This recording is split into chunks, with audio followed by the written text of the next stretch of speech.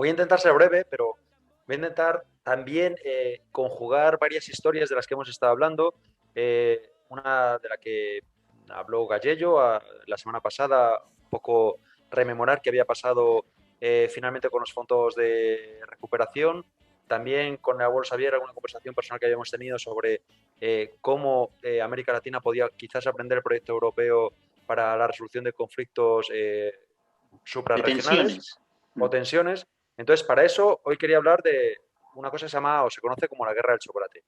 Es interesante porque es un hilo conductor para explicar un poco esto de lo que he hablado, del tema de los fondos de recuperación y temas de la resolución de conflictos. ¿A qué me refiero con la guerra del chocolate? Pues cuando en el año 76 el Reino Unido, Irlanda y Dinamarca entraron en la Comunidad Económica Europea de entonces, eh, pues ellos tenían unas regulaciones que permitían que se llamara chocolate a algo que en países con una tradición chocolatera muy importante no podían ser considerados chocolate. Bélgica tiene una cultura de chocolate que se remonta a su época colonial y se es muy estricto. Hay unas normas nacionales en las que el chocolate solo puede tener manteca de cacao. Los británicos y los irlandeses, que sirven a un público con unos gustos diferentes, su población tiene gustos diferentes, pues tiene un chocolate que es más un sucedáneo, que se incorporan otras grasas vegetales diferentes al cacao. Eso generó una guerra que ha durado hasta el 2003, aunque parezca mentira, 30 años. Eh, y es muy interesante porque conjuga diferencias culturales, diferencias culinarias, diferencias lingüísticas y generó una serie de debates muy, muy acalorados, hasta el punto que en el año 97 el Reino Unido, perdona, el Parlamento Europeo, por decisión mayoritaria, decidió que lo que hacían en Irlanda y Reino Unido no era chocolate, era un sucedáneo y había que etiquetarlo como tal, que era una sustancia que tenía manteca de cacao y sustancias vegetales. Eso hizo que el lobby del chocolate británico, con Cadbury's a la cabeza, que es su marca insignia en el mundo del chocolate, Es una industria muy potente la del muy, muy, chocolate. muy potente. Hombre, es Y que, eso, perdona, de ahí viene lo del chocolate del loro, era como un signo de distinción. No sé, ¿sabes de sí, dónde viene la historia, no? sí, sí, sí, sí, exactamente. Y bueno, y eso Claro. también, es que el chocolate es muy importante. Tiene orígenes coloniales en toda Europa, pero de hecho esa guerra la continuaron Italia y España y hasta el 2003, cuando ha habido muchos tejes, dimes y diretes, muchas veces que ha ganado la industria británica, muchas veces que ha ganado la industria belga o italiana o española, pero eran debates muy técnicos en el que se hablaban de porcentajes de sustancias para ver cómo definir una sustancia, pero que generaban muchos debates que tenían un trasfondo sobre todo cultural y también económico. Y es una lucha que ha perdurado durante 30 años, que se cerró finalmente en el 2003, se llevó al Tribunal de Justicia de la Unión Europea y decidió que efectivamente se podía llamar chocolate a lo que comían los británicos y los irlandeses, pero fue muy interesante todo ese proceso de discusiones. Antes de llegar un poco a las conclusiones, también voy a hablar, por ejemplo, del pan de Subway. Sabéis que hay una empresa de sándwiches que se llama Subway y Sí. Sí, de esto comida rápida. de comida rápida. Entonces, los sándwiches, ellos llegó un momento que dijeron que habían pagado un IVA que no les correspondía. Y decían, nosotros, el pan no tiene que pagar IVA en Irlanda y nosotros lo hemos estado pagando. Entonces, el gobierno irlandés lo llevó al Tribunal de Justicia de la Unión Europea y el Tribunal de Justicia de la Unión Europea le dio la razón a Irlanda, dijo que efectivamente tenía demasiado azúcar para ser considerado pan y que no era pan, era un sucedáneo. Eh, También esto tiene motivos O sea, económicos. lo que decía Irlanda era, sí tenéis que pagar el impuesto porque no es Exacto, porque pan no lo es que pan, estáis no es poniendo. un producto de primera necesidad, sino es otra cosa, es repostería. Y el Tribunal de Justicia de la Unión Europea le dio la razón. Entonces, ¿por qué explico estas historias? Porque parecen un poco cómicas, quizás a veces son muy técnicas, pero valen muy bien para explicar un poco cómo son los mecanismos en el seno de la Unión Europea. Y por esto quiero enlazarlo con y discusiones que he tenido con el abuelo Xavier, que en América Latina hay veces conflictos por temas más importantes, por ejemplo, industrias papeleras que están en las zonas fronterizas o empresas hidroeléctricas que también están en zonas fronterizas y que generan tensiones entre los países en América Latina que hay veces que han llevado a tensiones diplomáticas de Sí, calibres incluso a significativos. situaciones prebélicas, vamos a Prebélicas, decir. sí, situaciones prebélicas. ¿Cuál es la diferencia? La diferencia es la ausencia de una estructura supranacional en América Latina, que si alguna ventaja tiene este entramado burocrático en la Unión Europea, que lo hemos criticado de muchos ángulos diferentes durante estos meses, sí que tiene elementos positivos, como que las guerras del chocolate o del pan u otras, gracias al entramado institucional y a las discusiones que hay a nivel de la Comisión, del Consejo y del Parlamento, que ya también hemos ido definiendo cómo se generaban esos debates y a dónde llevaban, pues sí que gracias a compromisos, debates prolongados, romper la baraja, llevarlos a tribunales, pero gracias a ese entramado institucional que es sólido y que al final es respetado por todos los estados, sí que muchas veces se resuelven conflictos que, aunque se prolongan en el tiempo, gracias a la existencia de estructuras supranacionales, se calman. Y es quizás el mayor éxito de la Unión Europea, que eso sí que lo he insistido varias veces, que se fundó sobre las cenizas de la Segunda Guerra Mundial, sobre un continente que fue muy lejos, pues se creó todo este entramado que su mayor éxito ha sido mantener la paz durante más de 6 décadas, que realmente es un éxito que ya se nos ha olvidado porque somos generaciones que no hemos vivido en guerra entre nosotros, pero sí que todos estos conflictos que han podido derivar en conflictos bélicos ahora se resuelven institucionalmente a través del diálogo y a través del compromiso, lo cual llega a ser un éxito. Y con esto también quiero enlazar un poco con lo que ha pasado con Hungría y Rumanía. Hungría y Rumanía, hablábamos un poco de ese artículo 2, que el abuelo Xavier decía que son la definición de principios de la Unión está basada sobre los principios de igualdad y equidad y se buscan democracias parlamentarias con sistemas judiciales independientes y ese artículo 2 es el que países como Hungría y Rumanía, con lo que ellos dicen que son democracias iliberales, y lo dicen con mucha honra, aunque parezca un poco sorprendente, pues están teniendo una deriva poco democrática que pone en peligro ese artículo 2, que es un artículo fundacional, que es la separación de poderes. Eso llevó a intentar usar un artículo que se llama el artículo 7 para intentar quitarles el voto, pero siempre se intenta utilizar cualquier oportunidad para presionarles y que tengan que aceptar la separación de poderes y echar abajo las reformas judiciales que están dañando mucho la confianza en las instituciones democráticas de sus países del este y que están defraudando a mucha población europea y también de sus propios países.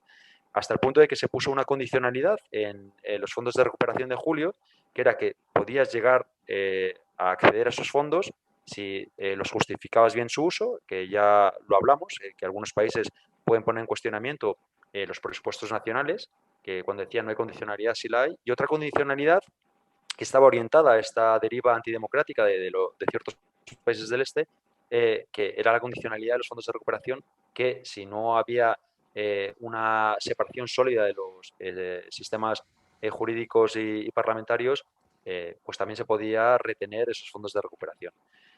¿Qué ha ocurrido? Igual que como las guerras del chocolate, en temas menos importantes, aquí en un tema crucial que toca el espíritu fundacional de la Unión Europea, esa separación de poderes, se ha vuelto a llegar a un compromiso a través de debates, a través de buscar vías intermedias. Y por explicar muy sencillamente lo que ha pasado, y ya terminar la sección de hoy, estos mecanismos burocráticos que favorecen la discusión y el compromiso, muchas veces fuera de las reuniones, pero que al final se consolidan en declaraciones institucionales, la vía intermedia a la que se ha llegado es nosotros como Unión Europea no vamos a renunciar a ese artículo 2 y os vamos a llevar a los tribunales. Pero aceptamos que hasta que no haya una sentencia firme del Tribunal de Justicia de la Unión Europea, nos vamos a retirar los fondos de recuperación. Y Hungría y Rumanía han aceptado esa solución. ¿Por qué? Porque ellos de esa forma han creído que ganan tiempo y pueden confiar en una justicia europea que es supranacional y que es más transparente y más tiene otra distancia y está menos politizada y pueden confiar en que lo que ellos están haciendo tenga el beneplácito del Tribunal de Justicia de la Unión Europea. Y al final esa es la conclusión que se ha llegado. Aquí al final es la típica solución de compromiso que se llega en la Unión Europea con el chocolate y aquí con los fondos de recuperación, con temas más o menos importantes, pero que todo el hilo conductor en todos estos casos sigue siendo la utilización de distintas estructuras supranacionales para intentar llegar a un compromiso entre países que siguen vías y evoluciones democráticas muy dispares en ocasiones y que es difícil conjugar todos estos elementos en una unión de 27 estados. Sí, quiere decir una cosa, en América Latina sí que hay entidades supranacionales, como la OEA, está también el Mercosur o el ALBA, pero no tienen todo el entramado administrativo y todo el desarrollo que sí tiene la Unión Europea. Exactamente. Esa es un poco la diferencia. Es muy buen apunte porque ha habido intentos, pero son muy embrionarios. ¿Embrionarios por qué? Porque la gran diferencia es que les falta el siguiente paso, que es darles competencias.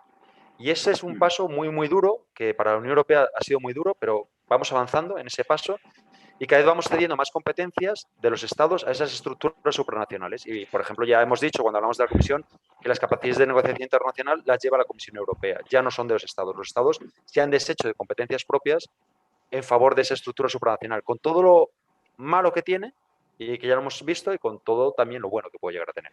Añadiré que, ¿cómo decirlo? En América Latina sí existen unos organismos supranacionales que se llaman los Estados Unidos, los intereses comerciales internacionales, que nunca permitirían que un Mercosur o una de las organizaciones que has dicho tuviesen el entramado administrativo También suficiente como para lograr esos equilibrios que sí se logran también es muy, América. muy cierto. Muy, muy cierto, es cierto. Eso lo llevamos viendo pues desde especialmente la segunda mitad del siglo XX y parece que no tiene fin. Cada vez que, lo comentábamos en el preprograma, fuera de antena, cada vez que un país latinoamericano parece que tiene unas vías de dar una ideología socialista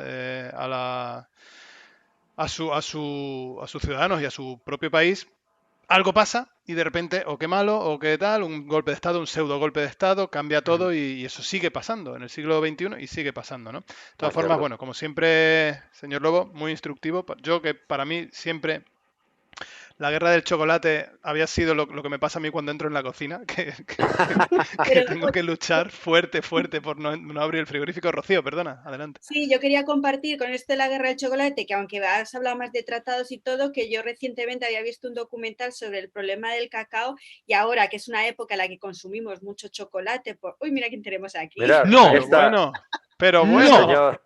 Sí, señor. este es el mejor final de año que nos podíamos imaginar. Para El nuestros... mejor final de año para Muévete a tu bola. O sea, el año ha sido duro, pero termina fenomenal con Manolo Vázquez en Muévete a tu bola. Manolo, madre mía, qué ilusión. Qué ilusión. Qué ilusión. Bueno, una cosa, no sabemos si es Manolo o María, no me acuerdo el apellido, María algo. María... ¿Cómo era? María Billy. María Billy. Mascarilla. Bueno, para el resto de Atubolers es Manolo Vázquez, uno de los principales comentaristas de nuestro programa. Para nuestros Atubolers, si sois lo suficientemente activos, un día apareceréis en el programa. Como Manolo Vázquez. Bueno, yo quería decir solo, por favor, que había visto un documental sobre lo del tema del cacao, del chocolate, y me impresionaba mucho como el certificado que cuando ves que es de Fair Trade y eso, porque te aseguran que realmente ese cacao ha sido recogido no con explotación, ¿no? Un día podríamos hablar de eso, porque niños, es súper interesante en Costa de Marfil. Parece que no, pero es que a día de hoy todavía el cacao lo están recogiendo niños pequeños en unas condiciones infrahumanas horribles y eso pues repercute por supuesto en el precio del cacao. Sí, y no solo el cacao, por ejemplo, la yerba mate, que se consume muchísimo en el sur de América del Sur. El café también, o sea que el plátano también. O sea, hay muchísimos monocultivos. Y la que faltaba. Isa. Isabel Pérez. Que me habéis hecho pasar un año fabuloso. Os espero nerviosísima. Vosotros sí que nos habéis hecho pasar un año fabuloso. Nos habéis dado mucha ilusión. Venga. Qué sorpresa final para terminar el año. Muy bien. Venga. Hasta luego, Bueno. Isabel. Oye, nada. una cosa, faltan las votaciones, decir cómo han Ah, quedado verdad, las verdad, las votaciones. votaciones. Pues yo ya me estaba yendo a la entrevista. Yo creo que ha habido un empate, gente. Pues Ah, una sí. cosa, se me ocurre una cosa, a ver qué os parece. Manolo no ha votado. Ah, ¿Le bueno, decís pero que es que vuelva no- y que vote? No lo ha escuchado, ese es el problema, es que estaban en el teatro. Ay, Han vuelto habrá a que estar darlo todo otra a vez. posteriori. No, en ese caso yo creo que hay que hacer una cosa. para el 2021. No. Voy a emitir mi voto de autoridad y creo que se merece el premio el Futsi Navalcarnero. ¡Oh! No, porque ¡Madre entonces, mía! entonces yo emito el mío como 50% de este tándem y digo que se lo lleve el becerril. Yo creo que son Eso que ambas acaba de ocurrir aquí iniciativas es lo más espectaculares. tándem perfecto del año. Os felicitamos, Exactamente. os felicitamos. No habéis deshecho el empate, dicho sea de Qué paso. redondez, qué redondez ha tenido todo este programa, Ha Total. sido Sí. concordia maravillosa en todos los sentidos,